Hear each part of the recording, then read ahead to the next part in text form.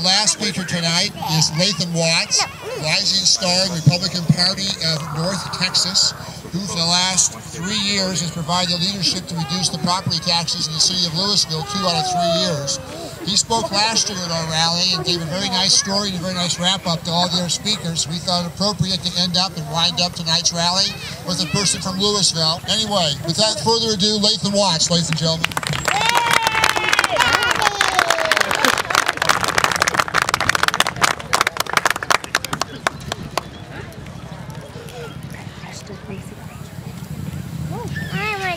Well, thank you all, and thank the Castle Hills Conservatives for inviting me back this year. It is my honor to serve on the Louisville City Council, and I will continue to serve as people continue to vote for me, but that's really not why I'm here tonight. Tonight, I want to talk for a little bit about what the Tea Party movement has already accomplished, how much work is left to be done, and then hopefully give you some words of encouragement and inspiration to help you get that work done.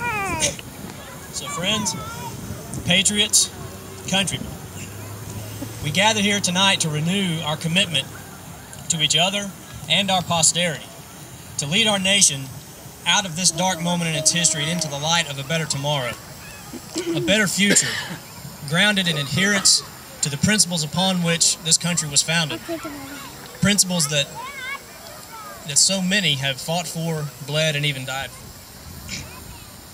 For over a year now, at tea parties, town halls, protests and rallies, marches in our nation's capital and all across the country, we the people have risen up to confront an overbearing government's vision of an America we do not recognize.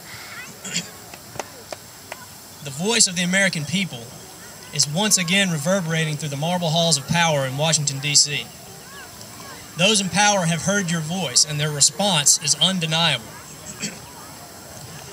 Those in elected office that once shied away from opposing the tyrannical overreach of the bureaucracy for fear of being labeled an obstructionist now wear that label with pride. Their spines have stiffened with conviction that can only come from support of we, the people. The beleaguered, the battle cry of the beleaguered taxpayer, enough is enough, which once was heard only at protests throughout the heartland, is now finding its way into speeches on the floor of the United States Congress. It's okay to applaud for that. In New Jersey, in Virginia, in Massachusetts, those who once mocked our outrage, scoffed at our resolve, and dismissed our message, now find themselves voted out of power. Replaced by men who share our vision of limited government, lower taxes, and fiscal discipline. But there's much work left to be done. We can take pride in that achievement, but there's much work left to be done. Today, on average, federal government employees are paid a higher salary than private sector employees. And they have the audacity to still refer to themselves as public servants. Who is serving whom?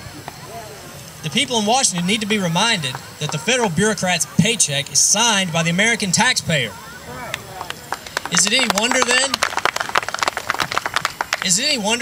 that the average American now works from January till May to meet his obligation to the federal government? That's nearly half the year. There are citizens in this country, in some states in this country, whose total tax bill, the combination of local, state, and federal taxes, now consume over half their income. Which begs the question, can a man who keeps less than half of what he earns and sees his government take the rest still call himself a free man? No. This is unacceptable in the United States of America. It is not enough for us who don't live in those states to sit back and just be thankful that we don't live in a state with that kind of tax burden. As long as there is one American citizen toiling in indentured servitude to his own government, it is the responsibility of all American citizens to help him break free of those shackles. In this country, none of us are free until all of us are free. That is why we cannot quit now. We must not grow weary in defending the rights endowed to us by our Creator, so long as the obstinacy of the ruling class persists. And my, how it does persist. Our government seems to be operating on the premise once made famous by the Irish playwright George Bernard Shaw, who said, "A government that robs Peter to pay Paul can always depend on the support of Paul." There's only one little problem with that theory, and that is when Peter inevitably runs out of money, both he and Paul end up in bankruptcy. That's where we are today. That's why we're here today. You know, when our president is abroad, on his busy schedule of bowing to foreign leaders, alienating our allies, and apologizing to our enemies, when he's out busy doing that, he likes to portray himself as a citizen of the world. But back here, he tends to claim Illinois.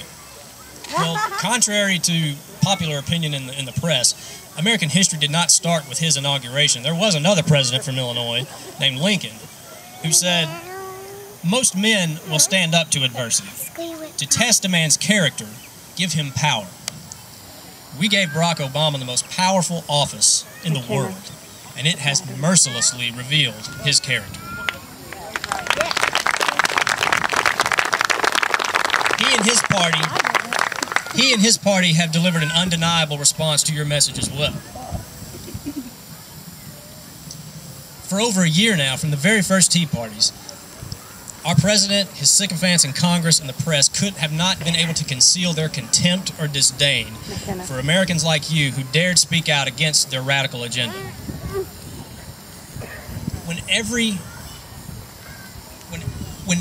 American citizen gathered at parties like this all across the country in opposition to his agenda, and he keeps just pushing it further and further, there's your response from him to your message. They heard the uprising. They saw the Tea Parties. They heard the voice of the American people, but did they listen? No. No, they struck back with renewed zeal to tighten their grip on the auto industry, the financial industry, and now the healthcare industry. When every poll in the nation said that the majority of Americans do not want this healthcare bill, a golden opportunity was presented to our president. He had a chance to step back from the edge of the cliff, take the bill off the table, prove that he could govern as a centrist, as a moderate that he campaigned as, instead of the rabid left-wing ideologue we now know him to be. He had a chance to step back from that precipice, but did he take it? No. No. He didn't step back from the edge. He got Nancy and Harry to play Thelma and Louise and went right over the edge.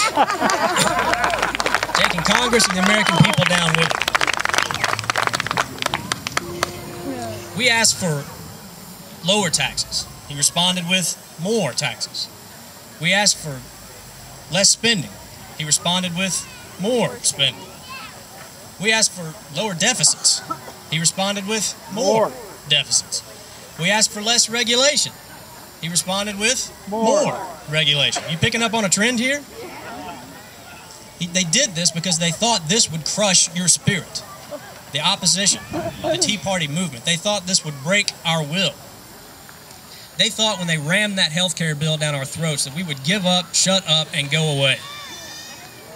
Never in history have so few been so wrong about so many. Yep. We're still here. We're not going away. Our numbers are growing. Our volume is rising. If they choose to continue turning a deaf ear to our united voice, then they'll have no choice but to hear us loudly and clearly come November.